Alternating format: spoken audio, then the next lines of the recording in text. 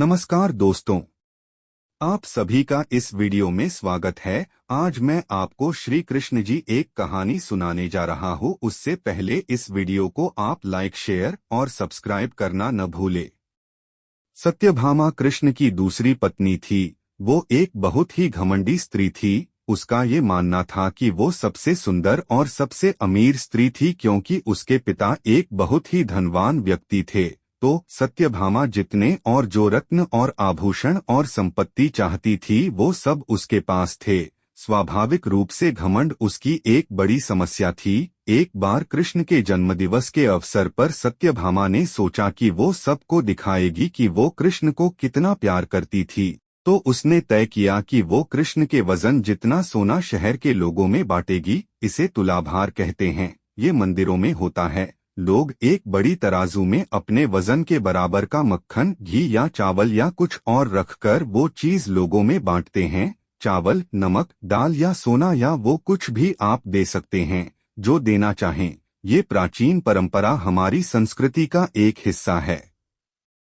सत्यभामा ने तुलाभार की व्यवस्था की। लोग बहुत प्रभावित हुए, पर कृष्ण पर इन बातों का कोई असर नहीं हुआ। वे जाकर तराजू के एक पलड़े पर बैठ गए। सत्यभामा जानती थी कि उनका वजन लगभग कितना है और उसने उतना सोना तैयार ही रखा था।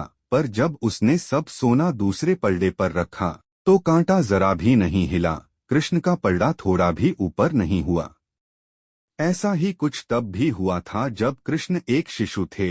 एक राक्षस आकर उन्हें ले जाने लगा। तब कृष्ण ने अपना वजन इतना बढ़ा लिया कि राक्षस वहीं गिर पड़ा और कृष्ण ने उसके ऊपर बैठकर उसे कुचलकर मार डाला।